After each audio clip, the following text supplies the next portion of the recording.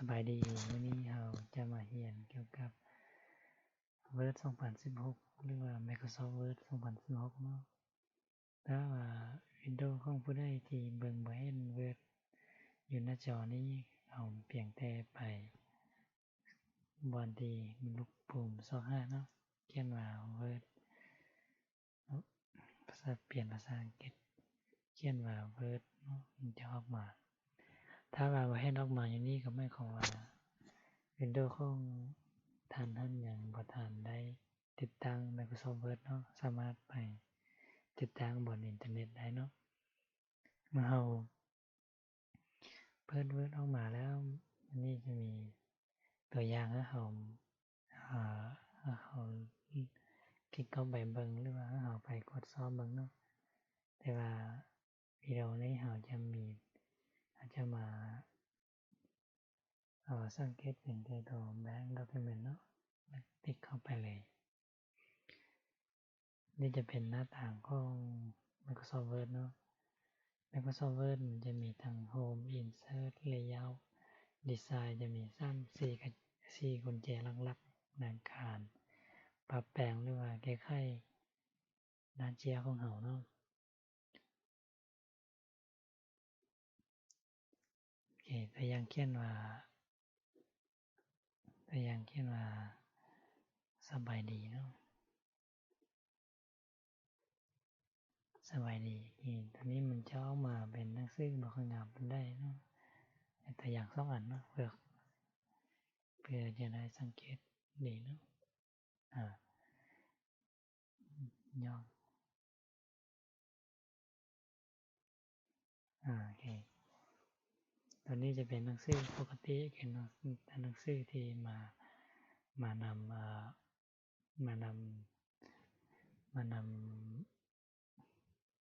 นี่จะเป็นตัวหนังสือที่มานำระบบของ Microsoft เนาะเราสามารถเปลี่ยนฟอร์มเป็นสไลด์เอาที่เพื่อที่จะเบิ่งให้มันงามและคือคักของเขาเนาะบางเห็นความแตกต่างแล้วบ่ระหว่างฟอร์มดอกจำปากับฟอร์มเพชรลาดเอาทีเนาะวิธีเบิ่งฟอร์มก็ง่ายๆเนาะเวลาเอาพิมพ์หนังสือออกมาเบิดเพียงแต่ติ๊กไปบ่ได้บ่หนึ่งที่หนังสือเราเขียนนั้นมันจะบอกฟอร์มของเราว่าหนังสือส่วนนี้เราใช้ฟอร์มนึงเขียนเนาะหรือมันพิมพ์กันเนาะ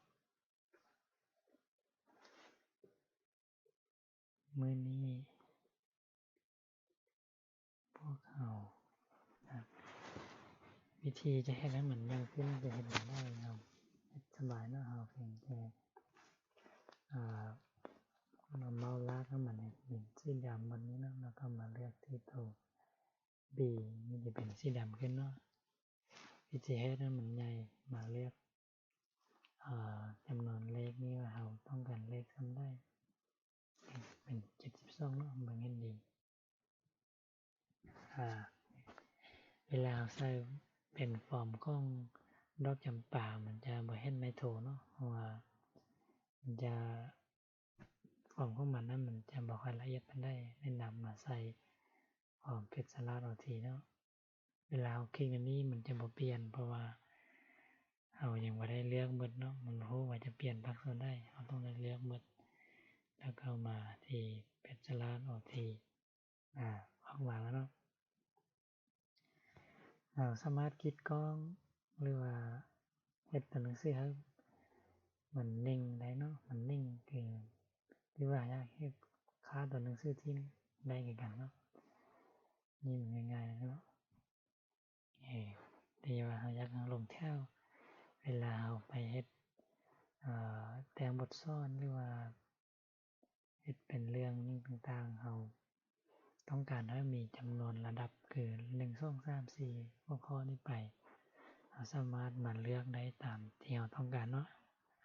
เฉพาะภาคส่วนนี้จะมีทางจำเม็ดไม่ทึกหรือว่ามี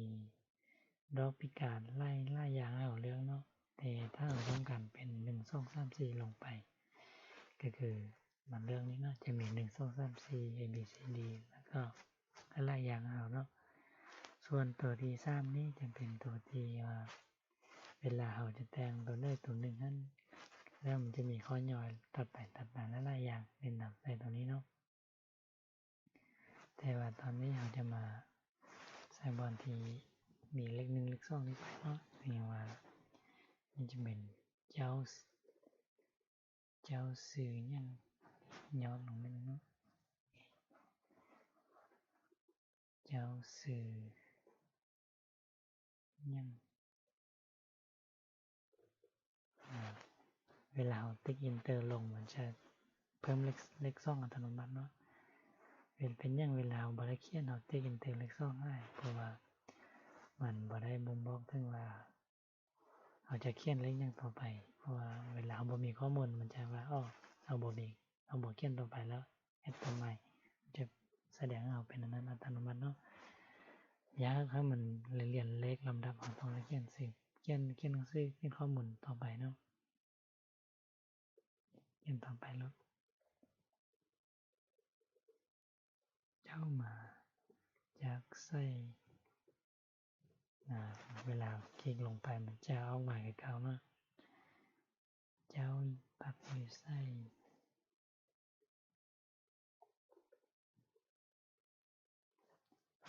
นี่จะเป็นส่วนต่างๆของเวิร์ดเนาะเวลาเราพิมพ์แล้วเราบ่ต้องการเลขต่อไปเราสามารถลึบได้หรือว่าคลิกอินเตอร์เนาะมันจะให้อัตโนมัติเนาะหนังสือของเรานี่คันเราอยากเปลี่ยนสีกันได้ตามสบายตามที่เราต้องการเนาะวิธีเปลี่ยนสีก็เพียงแต่เลือกเฉพาะบอลที่เราต้องการเปลี่ยนสีแต่ว่าเราต้องการเปลี่ยนเฉพาะแต่บอลพวกเนาะเลือกเฉพาะพวกแล้วก็มาเลือกสีเนาะถ้าว่าสีอยู่นี่มีบ่พอตามที่เราต้องการก็มาที่more colorเนาะmore colorมันจะมีสีหลายๆอย่างเอาสามารถเลือกได้เนาะมันต้องการสีไหนได้ถ้ามี2สีบ่หรือว่าไหนได้เลือกได้ตามที่ต้องการเนาะโอเคจะเปลี่ยนเป็นสีที่เราต้องการแล้วเนาะเราสามารถใส่เป็นตัวหนังสือใหญ่เนาะหนังสือใหญ่เวลาเรานี่เวลาเขียนเนาะไม่เห็นเงาไปสบายดีเวลาต้องการเปลี่ยนให้มันตัวสีใหญ่สามารถเปลี่ยนได้เนาะเปลี่ยนมาเป็นตัวนี้มันจะเปลี่ยนสีให้เราทันทีเนาะง่ายเนาะเลือกเอาย้ายมันเป็นคือแบบสีนี้เราสามารถเลือกได้ตามที่เราต้องการจะเปลี่ยนสีให้เราทันทีเนาะตัวนี้จะเป็นส่วนของโฮมเนาะเวลาเราเกี่ยวกับโฮมแล้วเรามาเห็นต่อ insert เนาะตัวนี้จะเป็นส่วนของ insert นี่มันจะให้เราใช้วิธีเปิดหน้าเจียต่อไปแล้วก็ต่อไปเนาะตัวนี้จะเป็น black page ก็คือเวลาเรา insert แล้วมันจะบ่มีหยังออกมานี่คือตัวอย่างที่1เวลาเราเขียนตัวนี้ข้อมูลด้านล่างตัวต่อไปเราอยากให้มันเป็นเจียว่างเปล่าเอามาคลิกบน black page เนาะจะออกมาเป็นเจียเปล่าแต่ว่าเวลาเราคลิกบน cover นี่เราสามารถเลือกวิธีที่เราต้องการได้กันเนาะจะมีตัวอย่างของเราเวิร์ดนี้เราสามารถใส่ตารางออกมาสวยได้กันเนาะใส่ง่ายๆเนาะเปลี่ยนที่เข้ามาบน table เราก็มาเลือกตามที่เราต้องการถ้าว่าอยู่นี้มันน้อยไปบ่มีบ่ครบตามที่เราต้องการเราก็มาที่ insert table นี่มันก็สามารถเขียนตามที่เราต้องการเนาะcolumn นี่จะเป็นแถวลงตั้งเนาะส่วนรอนี่จะเป็นแถวลงนอนเนาะเวลาคลิก enter จะออกมาทันที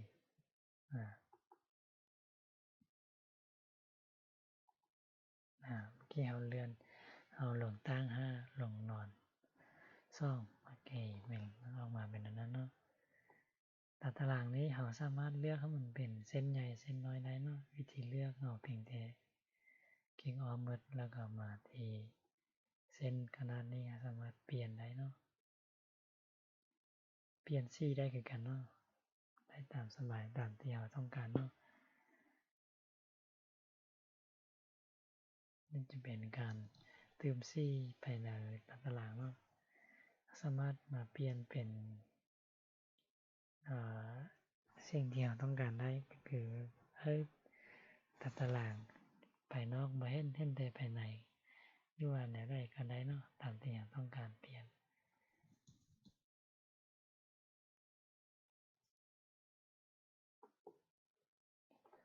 ภาคส่วนของดีไซน์นี่จะเป็นภาคส่วนของเรามาออกแบบว่าเราอยากได้เจียมมันเป็นแนวใดอยากได้ถ้ามันเป็นแนวใดสีของเราเป็นแนวใดสามารถเลือกได้เนาะภาคส่วนของดีไซน์นี่เราสามารถมาใส่เป็นคำว่า work mark คือตัวหนังสือที่หนังสืออยู่ทางมีหายอยู่ทางล่างเนาะหนังสือทางล่างคือเวลาเราเขียนเรื่องบางอย่างไปเราต้องการให้มีโชว์ภาพทางล่างเราสามารถเข้ามาที่ work mark แล้วก็เลือกตามที่เราต้องการว่าอยากเป็นลงตั้งลงนอนตามที่เราต้องการส่วนเพชรcolor นี่จะเป็นภาคส่วนของใบเจียเนาะต้องการให้มันเป็นสีแนวใดสียังเลือกได้ตามความต้องการเนาะภาคส่วนเพชรบอร์เดอร์นี่จะเป็นภาคส่วนของขอบเขตเจียเนาะอยากให้หน้าต่างของเรามันเป็นแนวใดมีแนวมาพ่นนิดนึงบ่หรือว่าอยากต้องการให้มันเป็นแนวใดเนาะแนวต้องการแบบนั้นสามารถมาเลือกได้ตามที่เราต้องการเนาะมาที่บนนอนนี่เนาะแล้วก็มาเลือกภาพตามที่เราต้องการว่าต้องการมันเป็นแนวใดแล้วก็กด insert นะมันจะแสดงออกมาทันทีภาคส่วนเลเยอร์นี่มันจะให้เรากำหนดหน้าเจียของเราว่าเราต้องการเขียนตั้งแต่บนได้ไปเขียนบนกลางเจียบ่ต้นเจียบ่ด้วยอยากเขียนแนวใดเนาะเรามาเลือกตามขนาดที่เราต้องการส่วน orientation นี่จะเป็นบนที่เราต้องการให้เจียของเรานั้นเป็นลงตั้งลงนอนหรือว่าแนวใดเนาะเวลา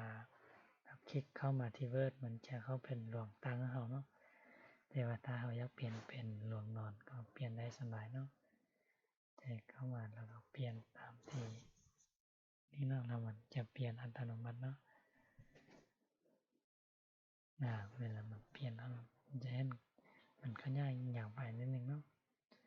ส่วนบนคอลัมน์นี่คือเราสามารถป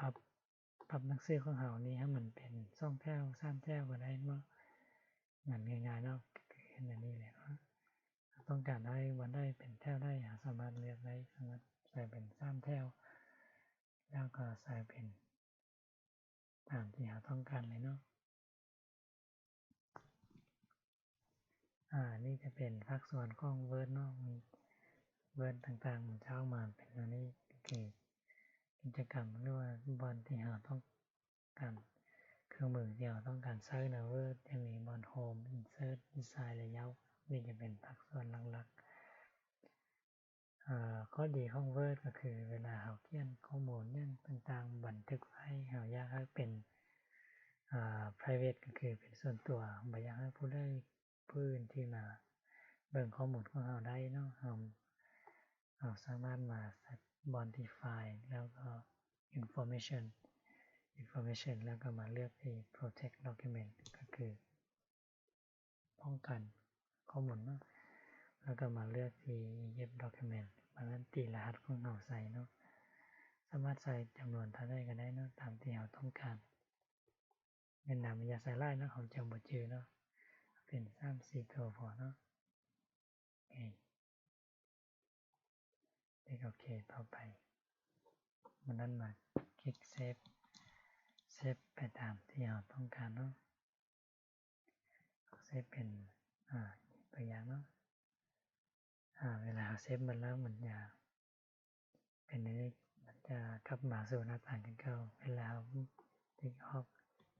จะออกอัตโนมัติเนาะมันนั้นเรามาเลือกบนที่เราได้เซฟไว้เนาะก็คือตัวนี้เนาะเวลาเราคลิกเข้าไปหรือว่ามีผู้อื่นมาลักเบิ่งข้อมูลของเราเนาะ